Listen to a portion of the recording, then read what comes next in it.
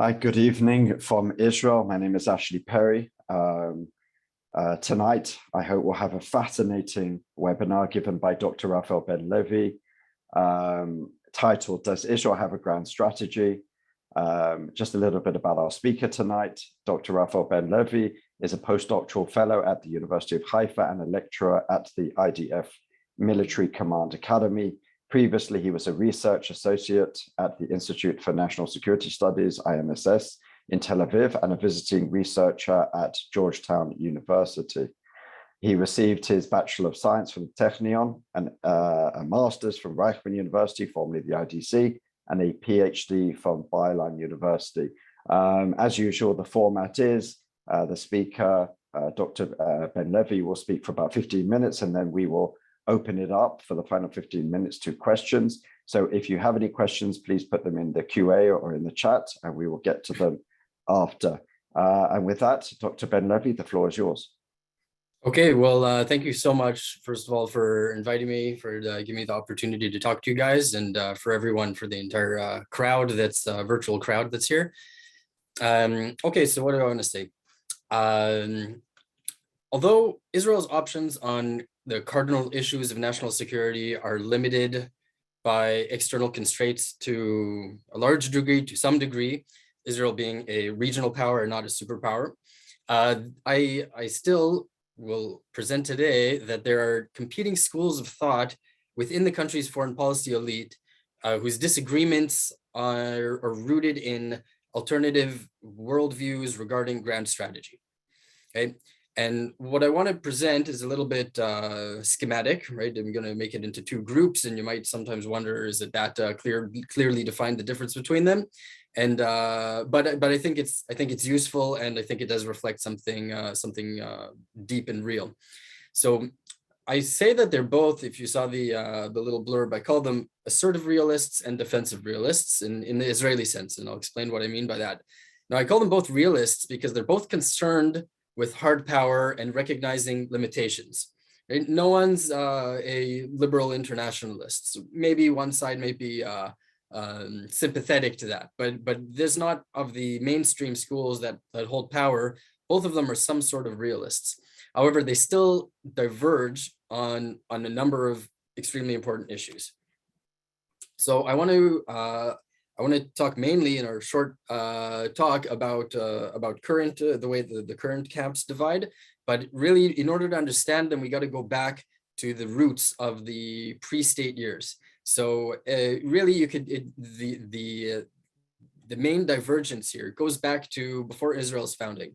It's awakened out of the necessity of the Jewish national movement to come to terms with the use of power after centuries in which the Jewish people were not living an independent sovereign existence. They were essentially living a powerless existence in terms of political or sovereign power.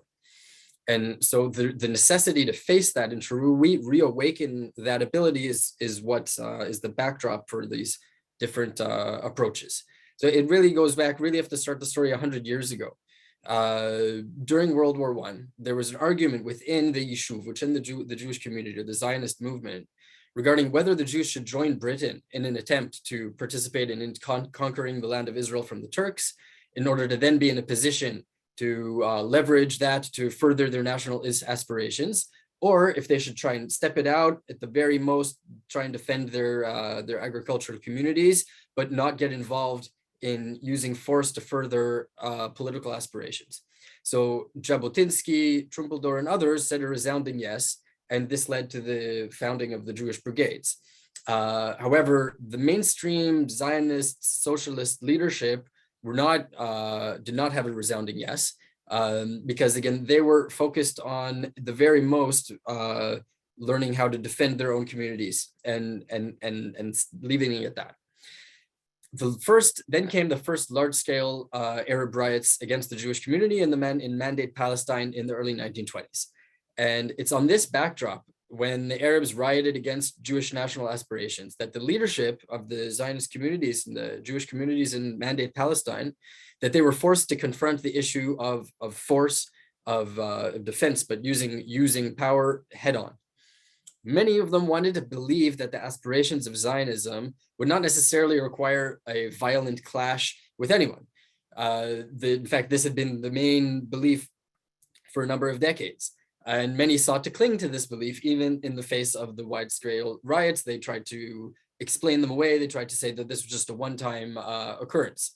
So in 1923, though, Jabotinsky published what became a famous article where he argued that the Arabs of the region would not accept Jewish sovereignty out of their own free accord, and that the Zionist movement needs to come to terms with that. Right? And his assessment was that the Arabs would continue fighting unless their resistance to the Jewish national aspirations was met with overwhelming power that proved that violent resistance to Jewish national aspirations was futile. Right? And according to what Jabotinsky was proposing, only once there was overwhelming power that proved that violent resistance was futile, only then would the Arab world come to adjust itself to accept the idea of a Jewish state. And he used a famous metaphor called the Iron Wall, Kira Barzeh. So it's important to note, in the 1920s, Ben-Gurion was still partial to the mainstream socialist Zionist view. They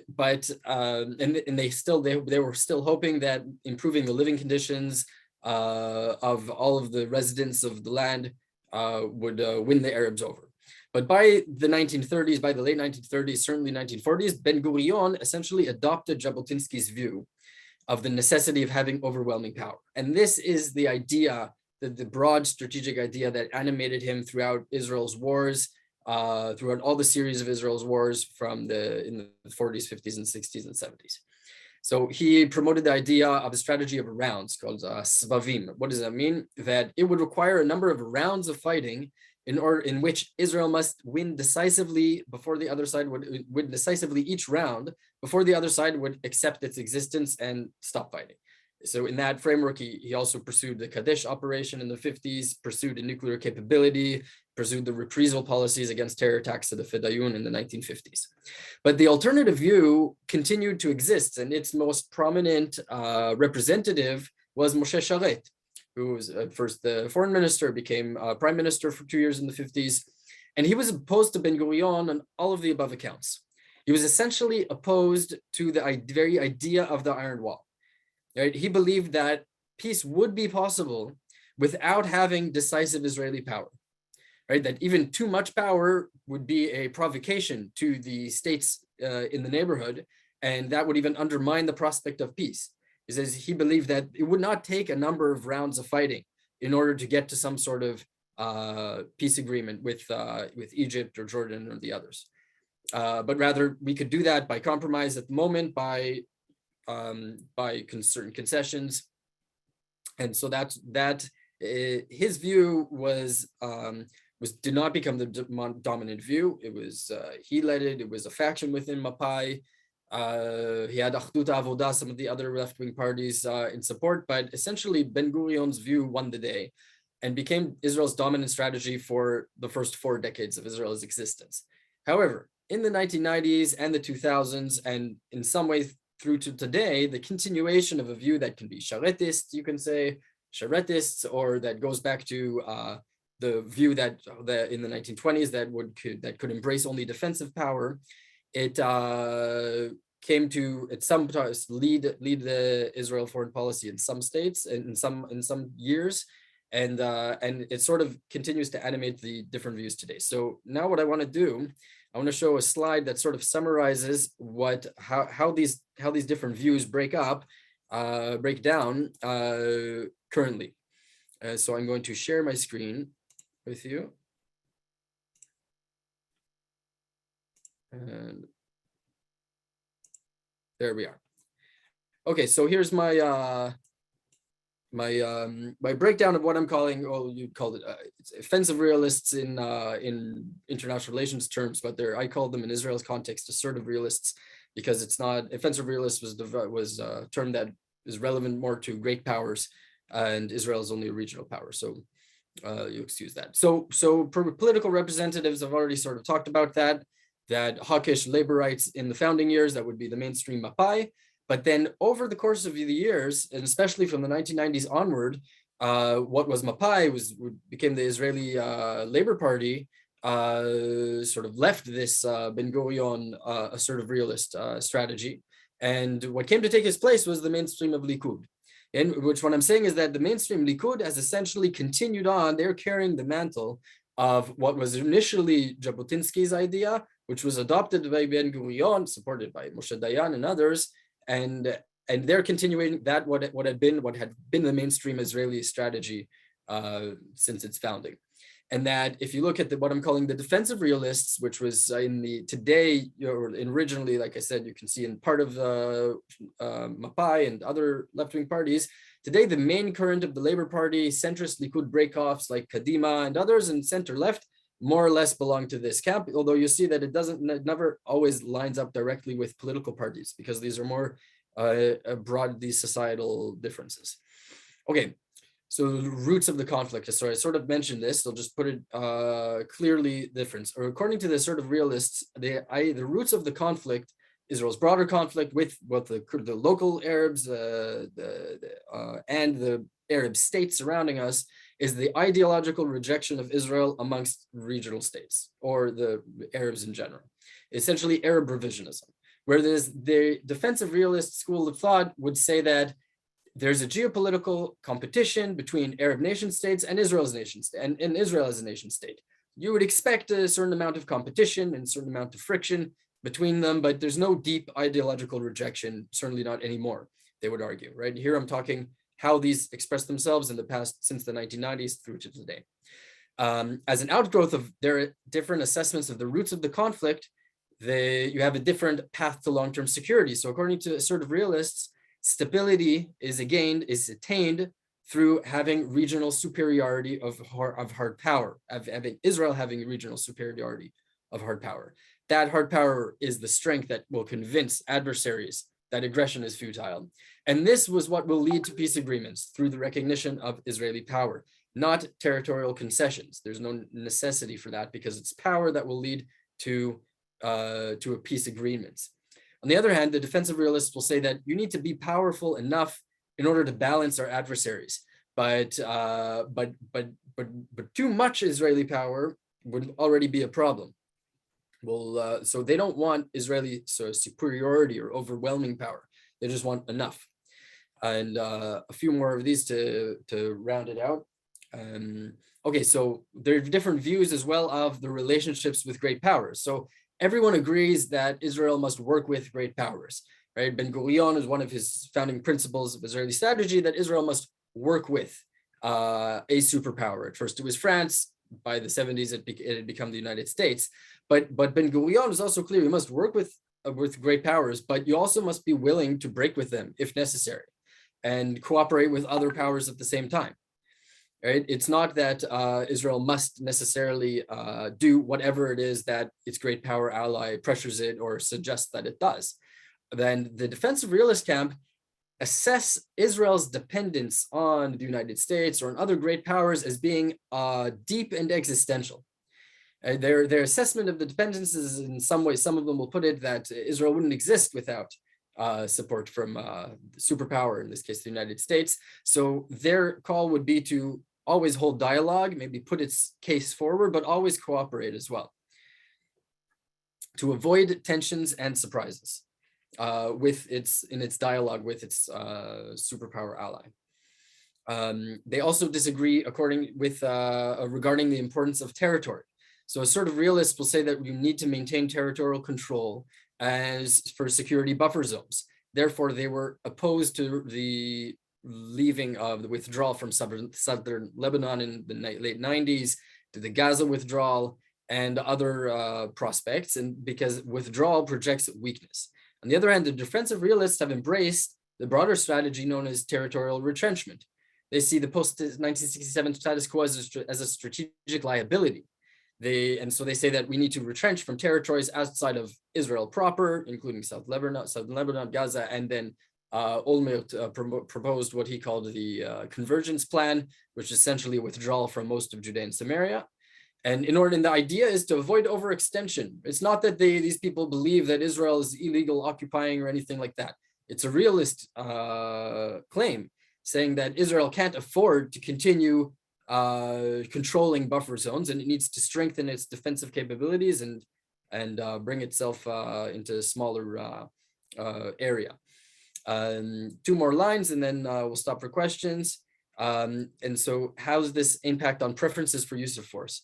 So according to assertive realists, possessing power, possessing the overwhelming power actually lowers the chance of having to use it.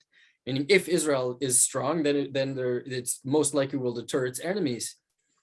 And when necessary, then it should be used decisively and unilaterally. Decisively, like in Ben-Gurion's conception, it doesn't mean that there'll be one final war and that's it, but rather each rotation, each conflict needs to be done decisively where Israel is clearly the victor, and the other side understands that and recognizes that. On the other hand, defensive realists would say that when they need to use defensive force without hesitation, they're not pacifists in any way, but they would see defensive technological measures as being better than offensive ones, and they would look to stabilize conflict with political agreements itself. Not that the political agreements are an outgrowth of the fundamental balance of power, but rather the political agreements themselves are able to construct, form, lead to and hold together a situation that wasn't there, that wasn't fundamentally in their interests or going to exist without the agreement, and use force, but almost exclusively with the support from the U.S. And finally, this impacts their views of what needs to be Israel's strategic priority. And if you look over the 90s and 2000s until today, what the assertive realist camp says is that Iran, the Iranian threat and its proxies is the primary and most urgent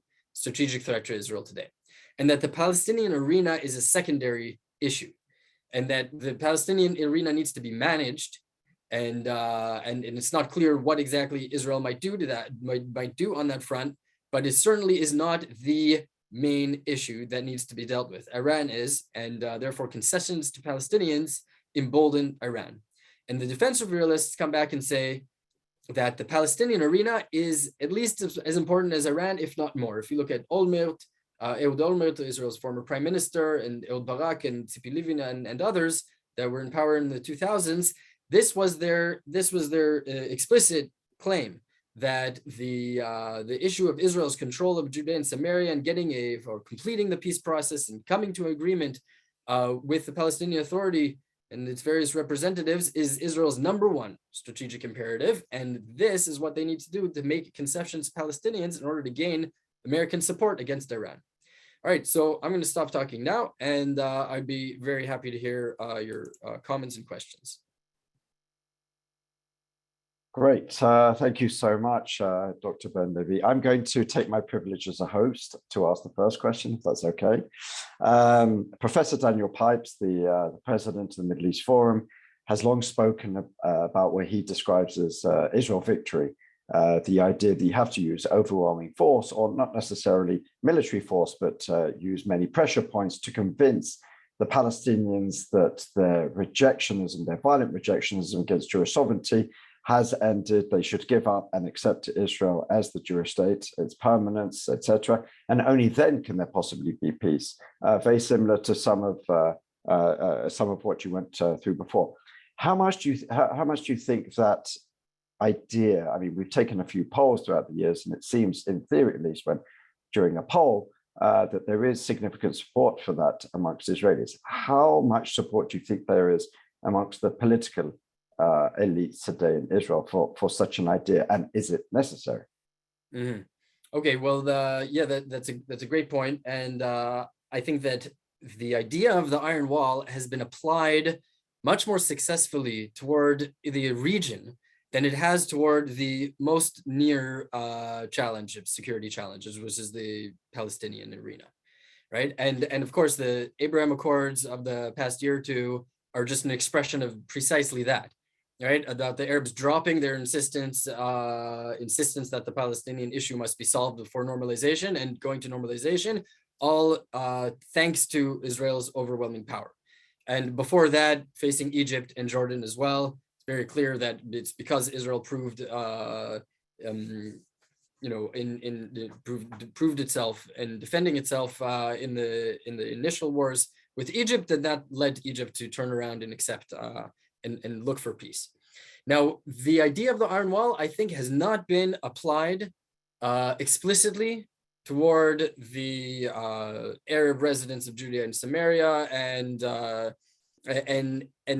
I think that your question is how much support would there be amongst Israelis to see that? I think that's become it's that issue, or that arena is always mixed foreign policy and domestic policy, right? And it's always been easier to apply it and get some sort of consensus across the center right and center left, or the people in power were able to apply it much easier externally than internally, because the issue of Arabs and Palestinian areas is connected also to the issue of Israeli Arabs, right? And the only thing that's potentially changing now is that the May riots, the May 2022 riots, a year ago changed something in many of people who were in the center left, who sort of hoped that that there was a clear distinction between what people call today Palestinians, which is what they refer to as Arab residents of Judea or Samaria who are not citizens of Israel, and Arab Israelis,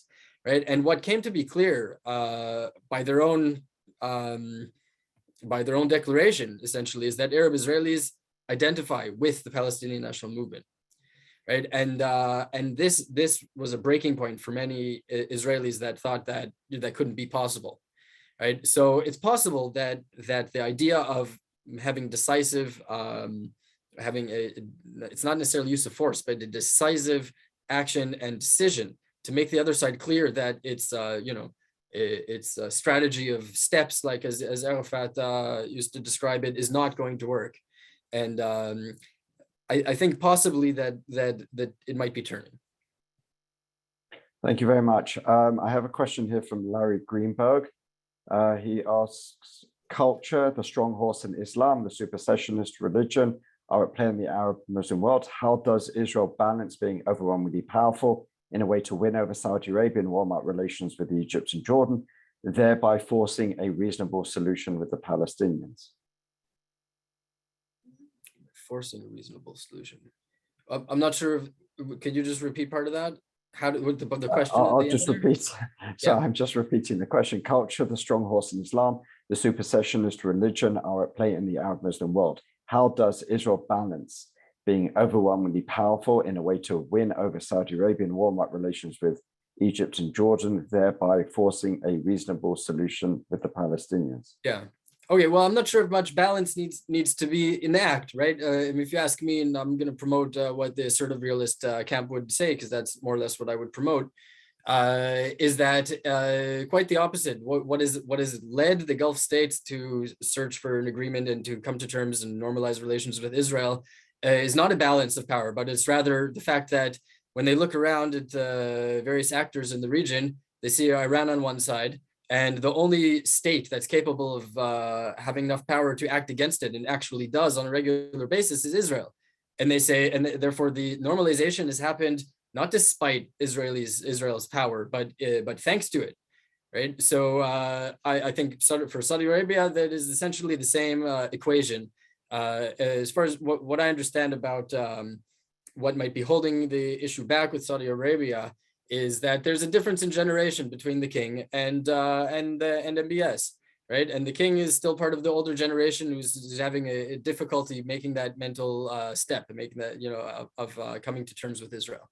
But the next generation will. And of course, I would like to actually add to that a few things, that it's not just what Israel's power is, but the US has the ability to tip the scales and either move things forward or hold things back.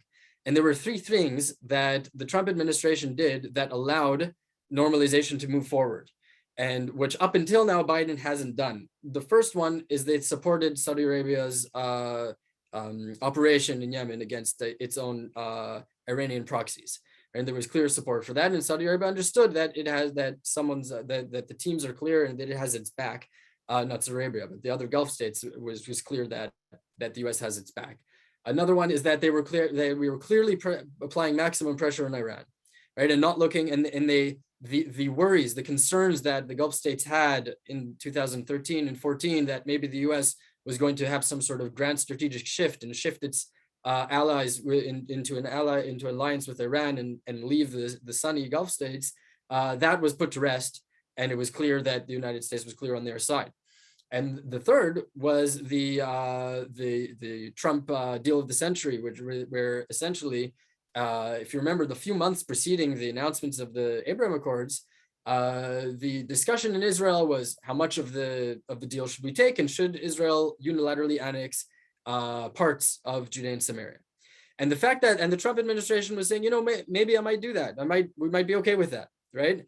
And the very fact that they showed that that was possible allowed something new to be added to the table that could then be removed from the table as a concession, as a final closing point to allow the UAE to go forward and take the bold step of actually signing normalization. And so essentially, when the Biden administration came in, they reversed all three of those policies. They turned a cold shoulder to Saudi Arabia's operations in Yemen. They moved to make concessions to Iran on the nuclear deal and remake a nuclear deal. And they made it clear that they were fully pushing a two-state solution, and that there would be no having any Israeli sovereignty in any part of Judea and Samaria. And so they essentially made a dead letter of a Saudi-Israel normalization. What we're seeing today currently is essentially Biden administration rolling back all three of those policies that began its administration with. Okay. You answered Paul Kaplan's question a bit earlier, which of these two groups do you reside? But JL has a question, which camp do you think most Israelis fall into today? Well, I think that the vast majority of the broader society would support the assertive realist position. However, the defensive realist camp, or people ascribing to that camp, are more highly represented in the Israeli security establishment, be it the IDF or the Shabak, and sometimes the Mossad. And so you see that there's a bit of a dissonance, whereas for the most part, especially because of the political situation, where this is not the only issue, that the vast majority of Israelis voted for right-wing parties that are more or less supportive of what I described it as sort of realist position, right? And the issue of today, the reason we have a coalition, of both sides, of all sides, in Israeli politics, is because of the issue of Netanyahu, and specifically about him, and not about the broader ideas of the over 60-70% of Israeli society. Thank you. Lisa Bernard asks, how do the two camps view the world's public relations and propaganda campaigns like BDS against Israel, the intent to isolate Israel on the international stage? Yeah, I think BDS is really a non-partisan issue. Both camps can totally cooperate on that. It's funny, you see sometimes prominent Israeli leftists like Amos Oz Hamanoach at the time, that in Israel he's like the left goalpost, but when he goes abroad to Europe, you see him defending Israel adamantly, right? Because when it comes to the question of 48, right, is the issue 48, there's broad consensus. Even the defensive realists are on board for 48. They're worried about 67, strategic liability. Even then, they don't even really buy the idea of Israel is immorally occupying the Judea and Samaria, or legally. Even that is not even in the mainstream center-left consensus. Their issue is a strategic one, it's a demographic one. So on the issue of BDS, everyone across the board of anything that's close to mainstream is totally against it. You only find support for BDS amongst Israelis and extreme left-wing academics, potentially. And one final question before we have to go.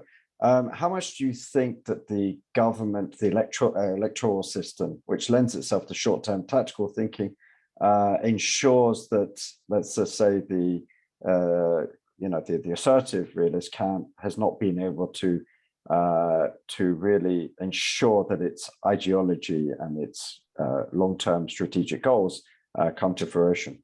Mm-hmm.